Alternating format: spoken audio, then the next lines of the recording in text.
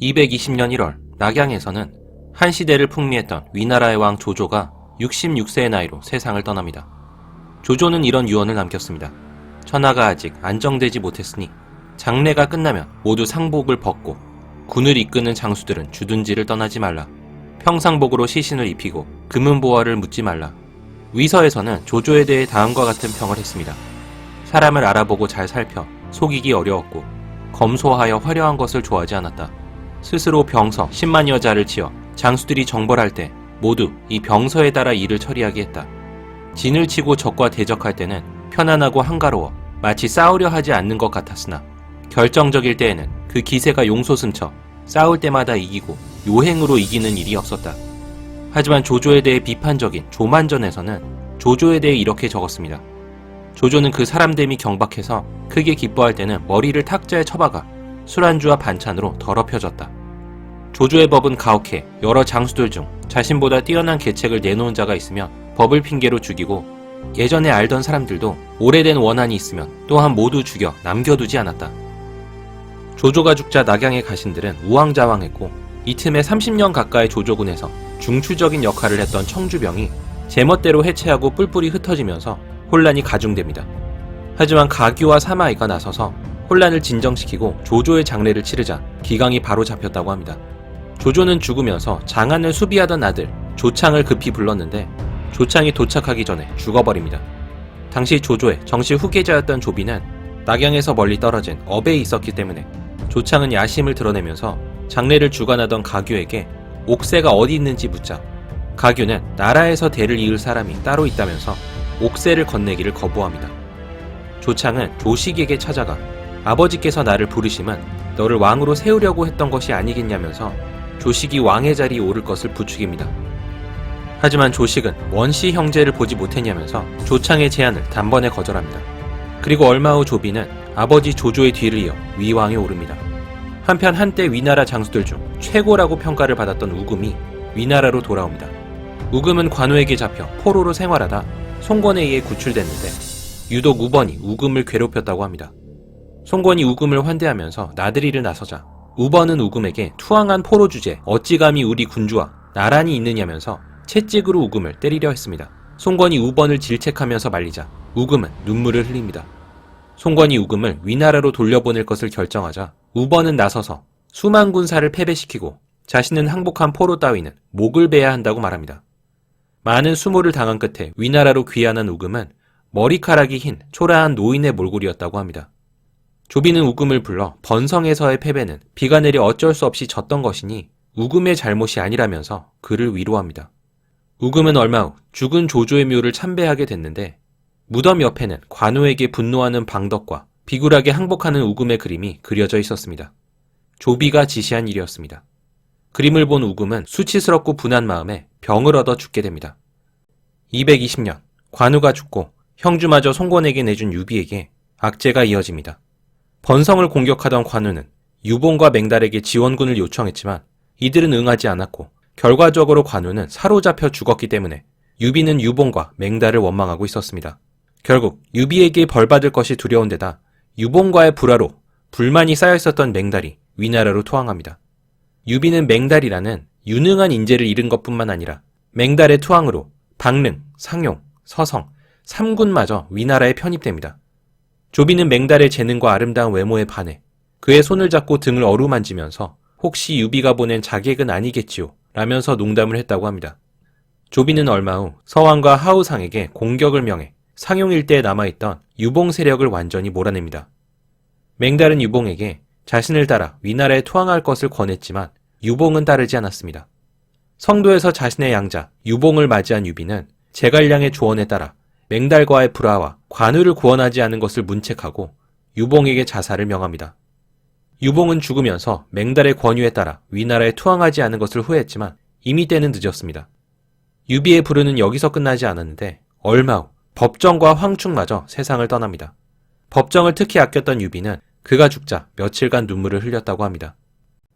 220년 10월 28일 오랜 꼭두각시 노릇에 지친 헌제는 황제 자리를 조비에게 넘겨줍니다. 그리고 이로써 400년의 세월 동안 이어진 한나라는 역사 속으로 사라지게 됩니다.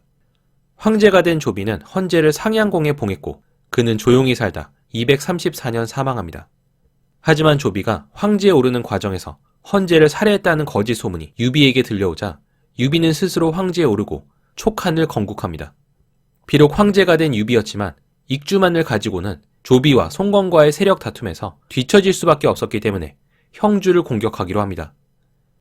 유비가 송건을 공격할 계획을 세우자 조우는 이렇게 간언합니다. 국적은 조조이지 송건이 아닙니다.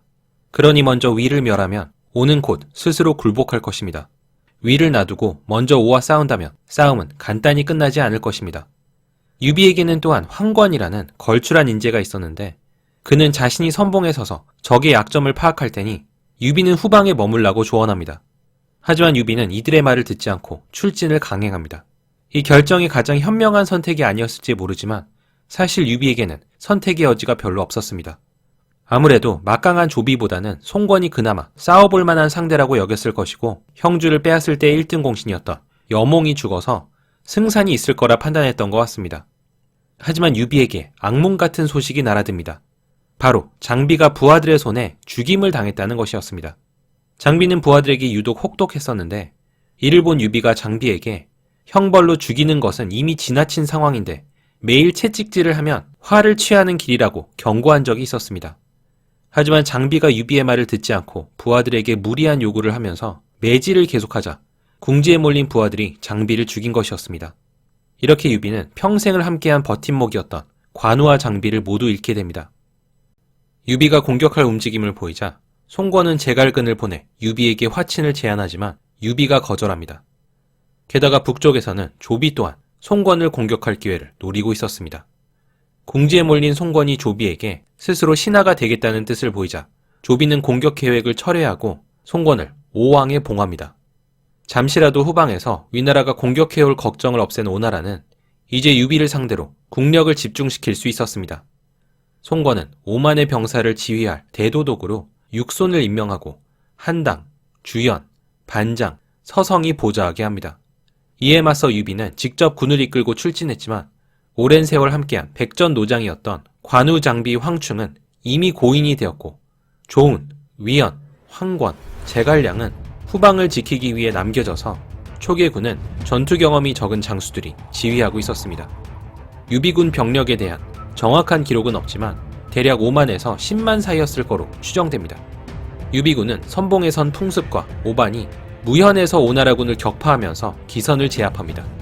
유비군은 기세를 늦추지 않고 장강을 따라 오나라군을 밀어붙였고 육손이 지휘한 오나라군은 이릉까지 밀리게 됩니다. 이릉에서 군을 재정비한 육손은 방어진을 치고 장기전에 돌입합니다. 육손 진영에서 유비를 공격해야 한다는 목소리가 들려오자 육손은 유비의 진영이 험준한 곳에 있다는 이유를 들면서 공격하길 거부합니다. 한 번은 송건의 친척이었던 손안이 단독으로 군을 이끌고 유비의 선봉대를 공격하려다가 유비에게 포위됐었는데 장수들이 손안은 송건의 동족이라면서 도울 것을 청하지만 육손은 그마저도 거절합니다. 답답함을 느낀 유비는 장수 오반에게 수천 명의 병사를 줘서 오나라 군대를 도발하게 했는데 육손은 이런 행동에는 반드시 음흉한 계획이 있을 거라면서 도발에 응하지 않았습니다. 육손이 아무런 반응을 보이지 않자 유비는 산골짜기에 숨어있던 8,000명의 복병을 데리고 나옵니다. 육손은 대략 반년간을 이렇게 지키기만 하면서 적진의 허점을 관찰하고 있었습니다. 222년 7월 육손은 유비의 전선이 길게 형성된 것을 보고 공격할 타이밍을 잡습니다. 육손은 화공으로 유비군을 총공격하고 수군 또한 적진으로 보내 공격하자 유비군은 혼란에 빠집니다. 그리고 성에 갇혀 유비군에 포위되어 있었던 손안도 포위를 풀고 공격에 합세합니다. 한 번의 공격으로 육손은 풍습을 포함한 여러 장수들의 목을 베고 40여 곳의 유비 진영을 격파합니다. 유비는 마한산에 올라 군대를 수습한 뒤에 가까스로 반격을 시도하지만 다시 한번 육손에게 대패하고 무너집니다. 이때 전투로 유비는 처참한 피해를 보게 되는데 기록에 따르면 죽은 자는 수만 명이었고 죽은 병사들이 장강에 둥둥 떠내려갔다고 합니다. 백미로 유명한 마량 또한 이 혼란 속에 사망한 걸로 알려졌습니다. 전투가 끝나고 손안은 육손을 만나 이렇게 말했습니다. 이전에 나는 사실 당신이 나를 도우러 오지 않은 것을 원망했었습니다.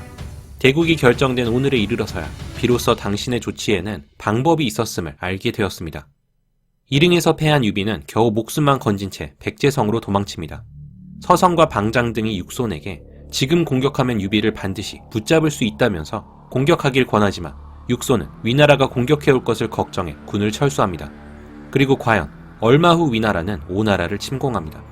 사실 조비는 유비가 패할 것을 예측했다고 합니다.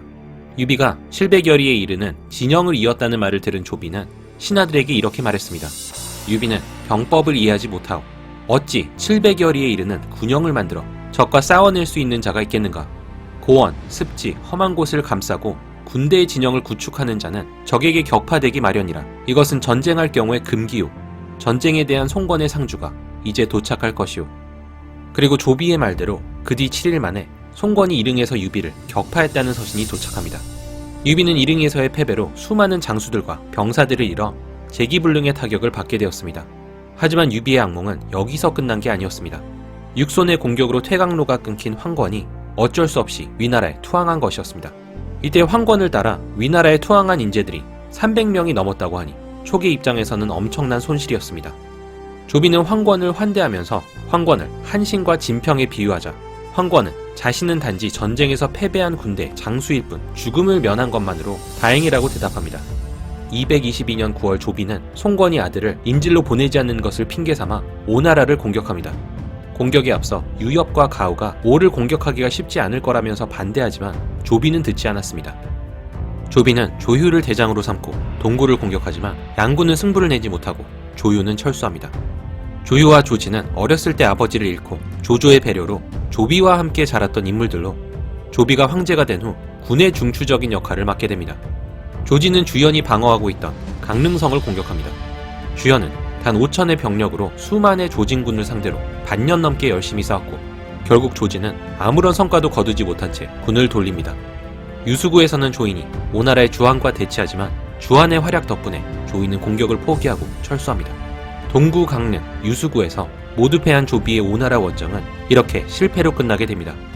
한편 서쪽에서는 병으로 쓰러져 백제성에 머물고 있었던 촉한의 황제 유비가 세상을 떠납니다.